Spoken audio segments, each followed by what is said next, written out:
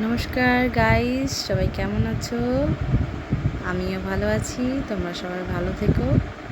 আজকে আমি চলে এসেছি ওয়াও মোমোতে। কৌশানি দেখো কী সব উল্টো পাল্টা বায়না করছে, এটা খাবো ওটা খাবো।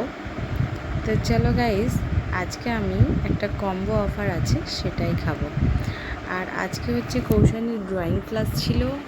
এবারে সন্ধেবেলা স্ন্যাক্সটা খাওয়া হয়নি, তো আসার সময় ও নিজেই বলল, মামাম জন্মদিনের সময় তুমি আমাকে বলেছিলে আমাকে জন্মদিনের রেস্টুরেন্টে নিয়ে গিয়ে খাওয়াবে। তো আমি ভাবলাম সন্ধেবেলার স্ন্যাক্সটা খেয়ে নিই, তাহলে রাত্রে খেতে পারবে। তো ওর 6টা থেকে ক্লাস ছিল, ওই 7:30 পর্যন্ত ক্লাস হয়েছে। ড্রয়িং ক্লাসের পরে আমরা চলে এসেছি ওয়াও মোমোতে। তো চলো গাইস, আজকে ওয়াও মোমোতে আমরা কি কি খাই সেটা তোমাদের সঙ্গে শেয়ার করি। এইবার দেখো কৌশানি কত কথা বলছে।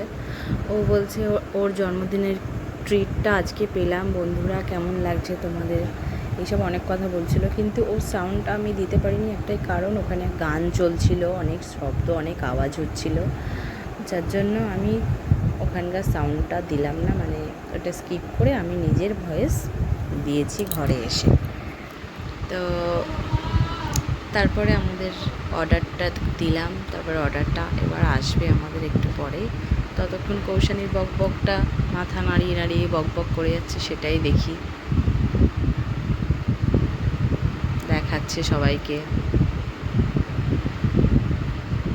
আর নিচে রাস্তাটাও দেখা যাচ্ছে, খুব ভালো লাগছে জায়গাটা। দেখো রাস্তায় গাড়ি যাচ্ছে আর আমরা বসে আছি।